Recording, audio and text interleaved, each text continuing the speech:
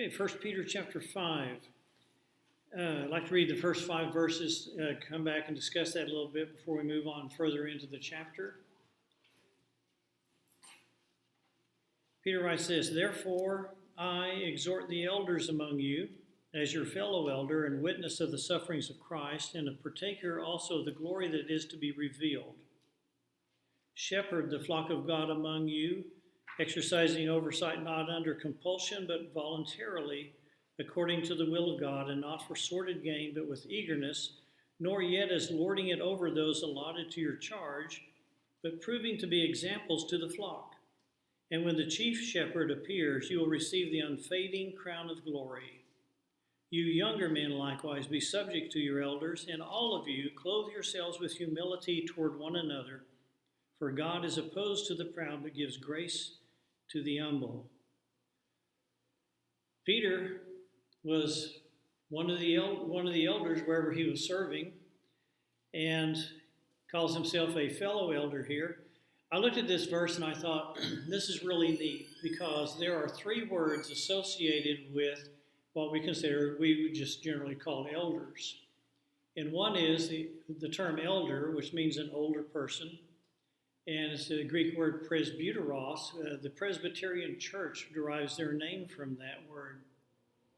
The second one is shepherd, used in a verb form, sometimes a noun form. It's the word poimenos, and it's the word translated as pastor in Ephesians. And then oversight or overseer is the Greek word episkopos. The Episcopal Church derives its name from that. And I thought, this is great. You have all 3 terms.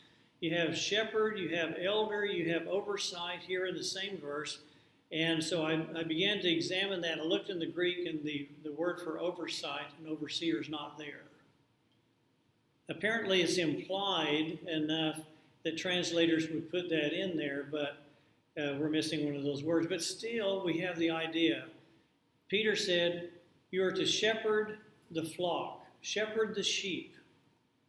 I think that phrase must have meant a lot to Peter, because you recall when Jesus had met the apostles there at the seaside when they had gone fishing, and he gave Peter the chance to say, "I love you," 3 times. "Peter, do you love me more than these?" Peter answered using a different, lesser word for love. And after he said that, Jesus said, "Feed my sheep." Asked him again. After Peter's answer, Jesus said, "Tend my lambs." And then last time also an admonition to feed my lambs. So all of this, Peter has in mind this idea of taking care of the flock. Jesus, of course, being the chief shepherd here. But I wonder whenever he wrote this, if he thought about that moment and thought about his responsibility. When he tells the elders to exercise their oversight, not under compulsion, but voluntarily, is it possible for a person to feel compelled to be an elder? Apparently it would. What are some of the things that could happen if you feel compelled to be an elder and you go ahead and do it? It's not truly a voluntary thing to do. What's some of the negatives that might come about because of that? Because you feel like you're compelled. Because you feel compelled.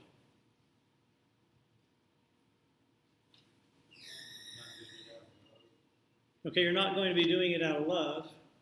That can really affect your attitude when you deal with the sheep, can't it? Feels like a duty. Okay, feels like a duty. Might be more like a Pharisee. Might become more like a Pharisee. Might be you just get to where you just don't care. Mm-hmm. I mean, that could happen no matter what, but it seems like you would probably run the risk more if you feel compelled or if you're pressured into being an elder. Like, I just don't care. Yeah, there's a lot of things that happen when people feel they have to do something. Sometimes they'll do it half-heartedly. Sometimes they'll do it resentfully. Sometimes they will do the things you were talking about. So he said this should be something that you do voluntarily, something you do because you want to do it.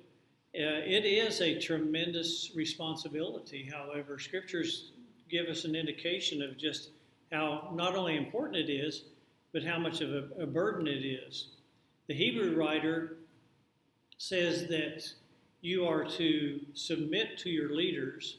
And when you read that passage, you look into the original language, it's mostly, it says, listen to your leaders. Really hear them.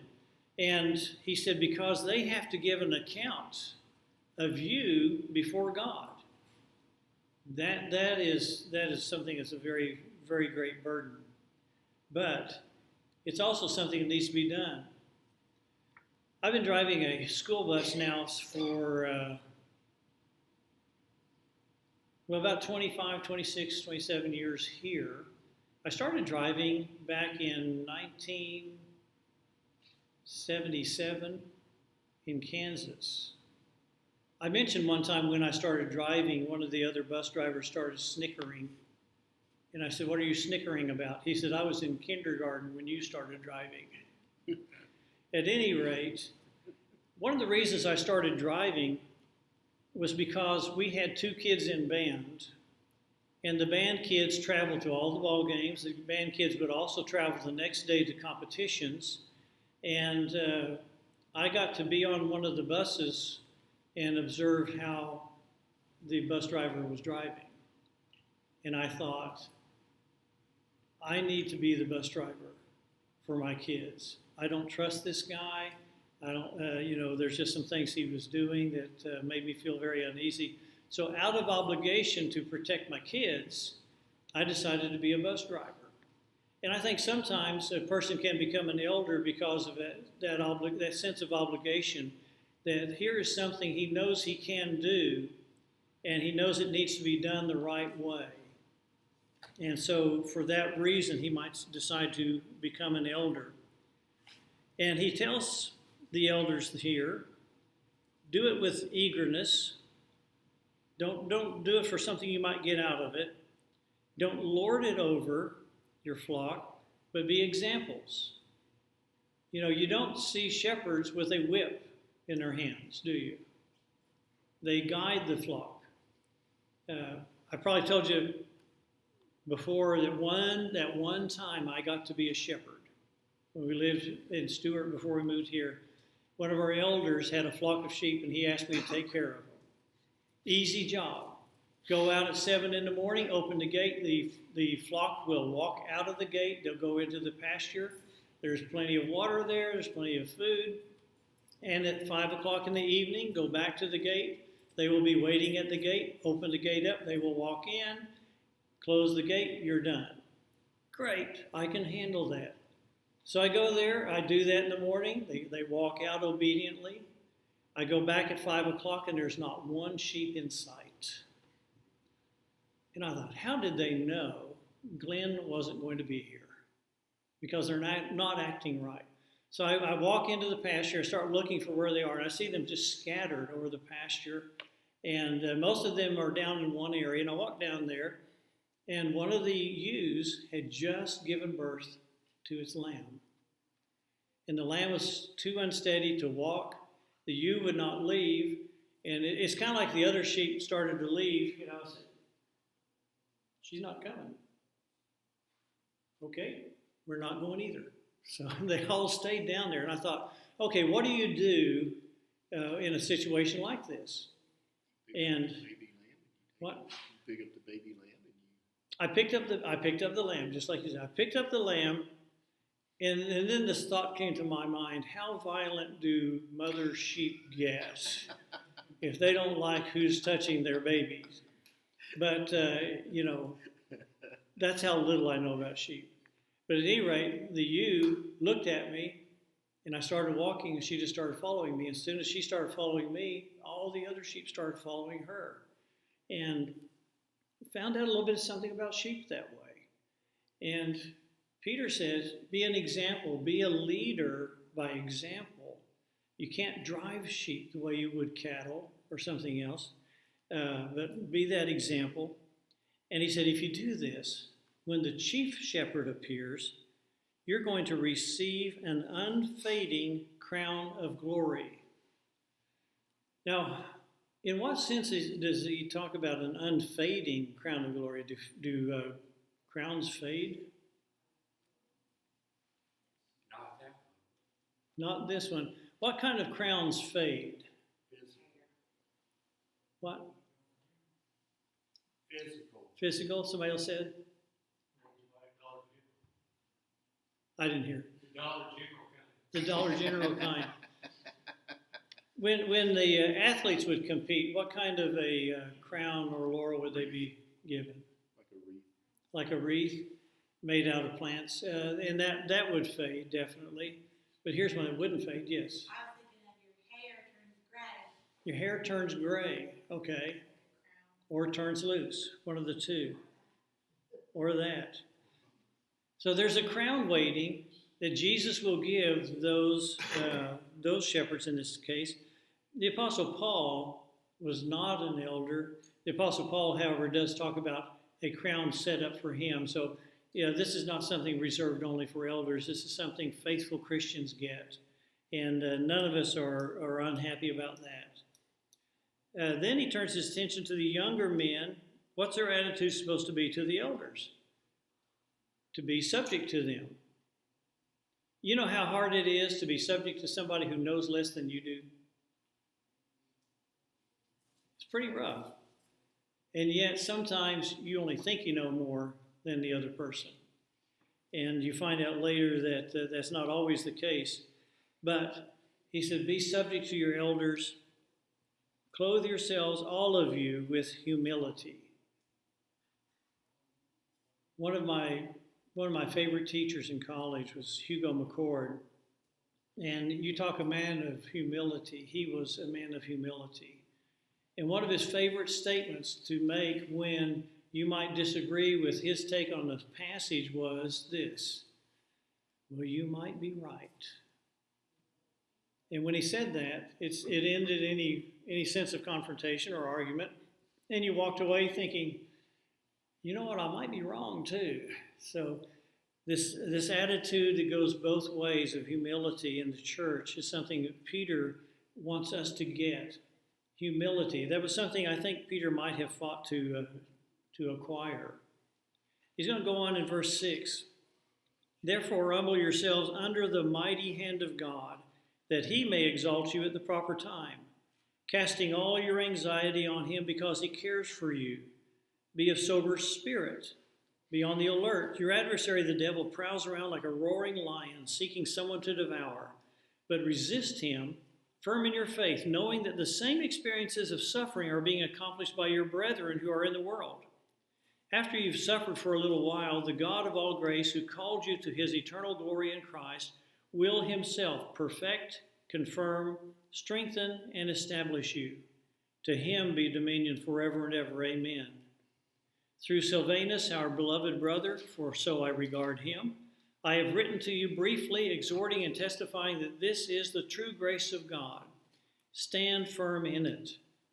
She who is in Babylon, chosen together with you, sends you greetings, and so does my son Mark. Greet one another with a kiss of love. Peace be to you all who are in Christ. Personal attitude, being humble and humbling yourself under God's hand, realizing that all the things that are happening to us with God's permission. One of the things we studied in a previous lesson was that sometimes our suffering as a Christian is a part of the will of God.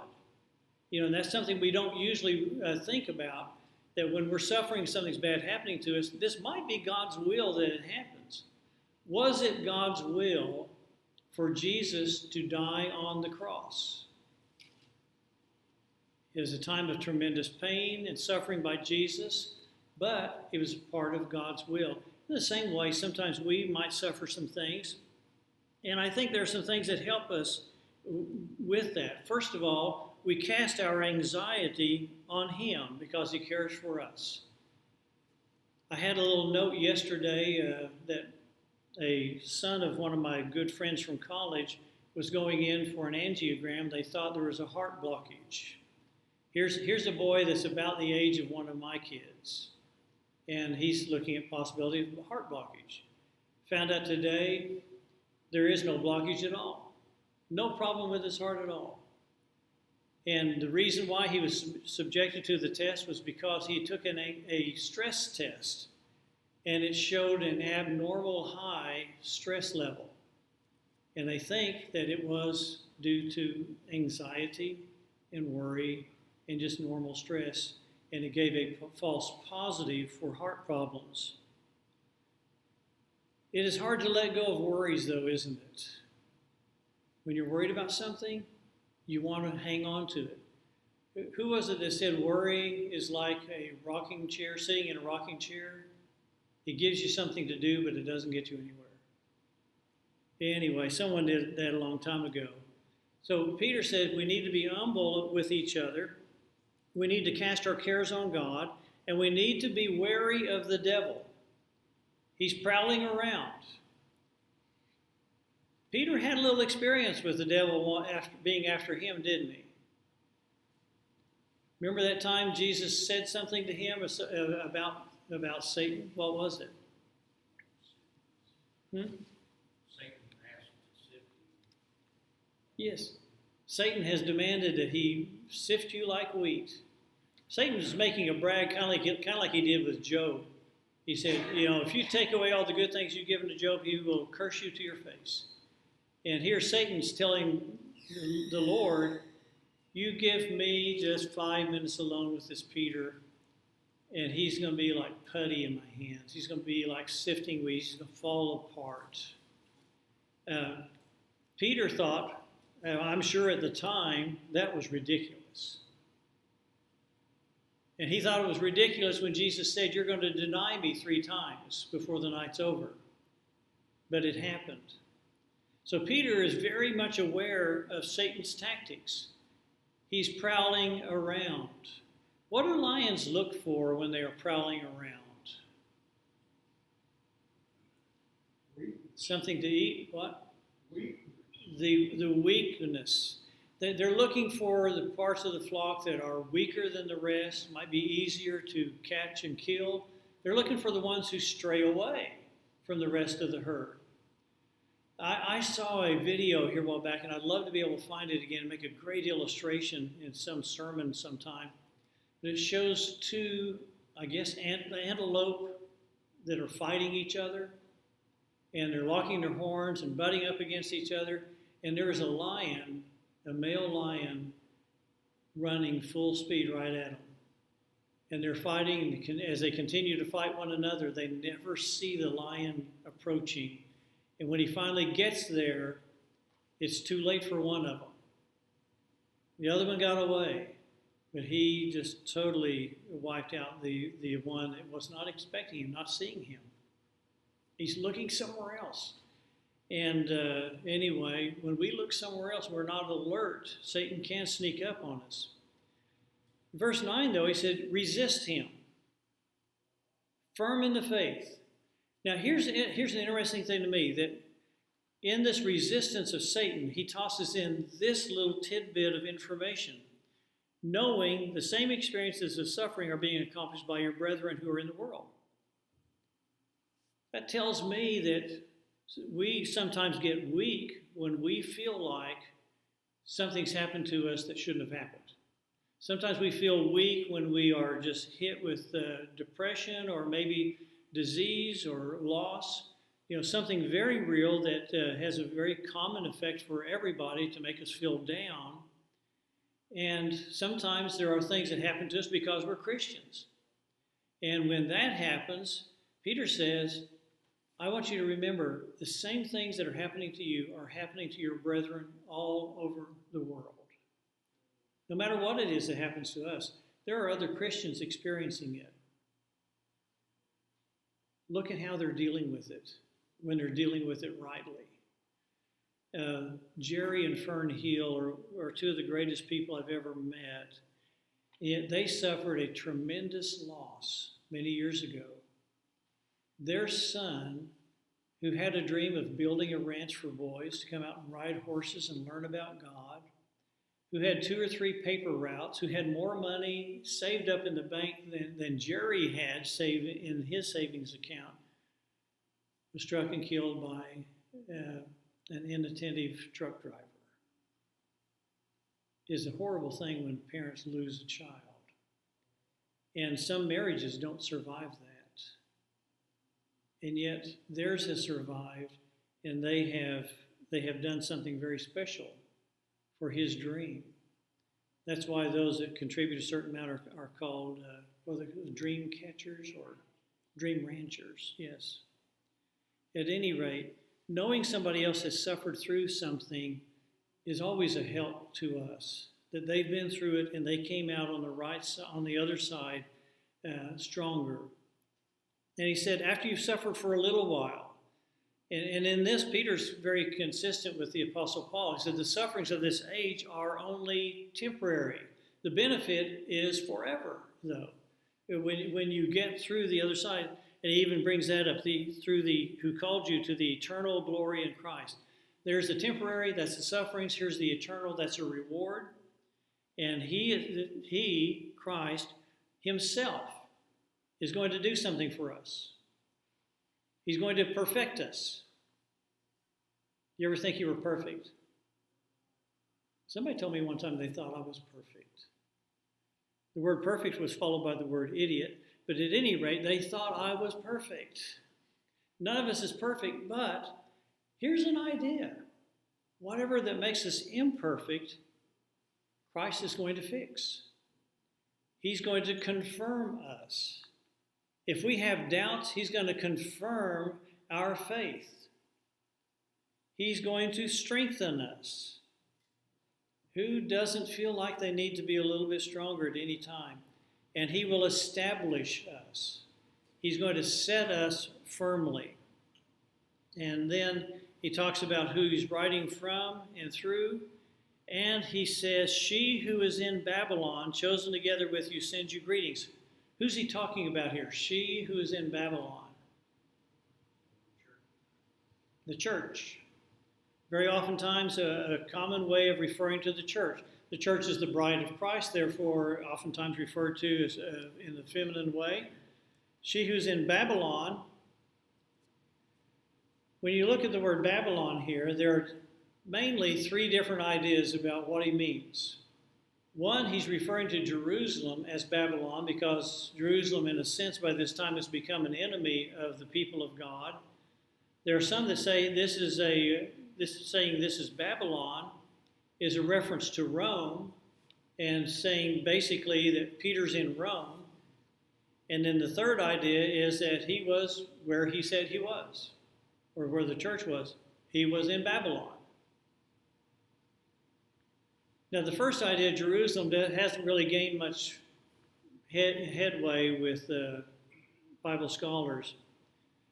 Yes. Wasn't he martyred in Rome? We don't have any clear evidence that he was. There's a lot of tradition information that he was. So that this is like toward the end of his life anyway. You would think he was writing. He may, if tradition is true, that Mhm. he was in Rome or martyred in Rome, he may have been writing this from. That could be. I looked up different writings about what they thought. Guy Woods wrote about this, and personally he had a problem with assigning this to being Rome. He said, first of all, he believed the writing of 1 Peter was before the destruction of Jerusalem. And he said Rome was never referred to as Babylon in Revelation. It is referred to as Babylon the Great, Babylon the wicked city, things like that, but never just Babylon. And he also saw an inconsistency. And I used to believe he's talking about Rome here as well. But he presented one argument against it that made me think. Peter has been talking literally, not figuratively, throughout all of his writings of 1 Peter. And to toss in a figurative word here at the very end kind of doesn't set with the tone of the entire letter. And so Guy N. Woods felt like Peter was actually in the city of Babylon. The city of Babylon was destroyed at one point, but not for several centuries after Peter's death. So we're pretty sure it's one of the three, and you can probably judge just as well as I can for yourself which one of those you think fits better with his writings. The church sends greetings, as does my son Mark. Greet each other with a kiss of love. So Peter, writing 1 Peter, is very encouraging, but he also is giving a lot of good information to us about what we face as Christians and how we should react. And I think because of who Peter is, it means a lot more when he basically tells them, be careful and endure it. You know, if you endure it, Christ is going to come in, and here's what you're going to be looking at for those who endure, those who last. Those who don't last are not going to have confirmation. They're not going to be crowned. They're not going to be strengthened, and so on, as the others would. And Peter, as a person who went through as much as he did, I think can talk about enduring things. Have you ever heard somebody give advice on how to rear children and they had no children? The only people who are experts in child rearing are those who haven't done it. Because for those who have done it, you know, excuse me, you know how difficult it is and how different kids can be. When we had our second child, I just figured child came from Carol and myself. Should be the same as the other one. No, it doesn't work that way. Y'all remember Dr. Benjamin Spock, the baby doc? A reporter was interviewing Mrs. Spock one time about her husband's books on raising children. And she said, not only has she never read them, she didn't pay much attention to him because she said, he don't know anything about raising kids. I've done it all in this family. That's the person you really need to hear from. And the person we need to hear from about hanging in there and staying with the Lord when you have your doubts, when you have your problems, your suffering, is the man who did it. The man who disappointed Jesus time after time. He looked really good when he was walking on water. He looked really foolish when he began to sink. He sounded real brave when he pulled out that sword in the Garden of Gethsemane to defend Jesus to the death. But he looked oh so cowardly when that young lady said, you were with him, weren't you? And he said, I don't know what you're talking about. That's a person who does know what he's talking about when it comes to giving advice to Christians. At any rate, I'm going to stop here. We've got just a few minutes before the next bell rings, and I'd like to encourage you all to get back to visiting.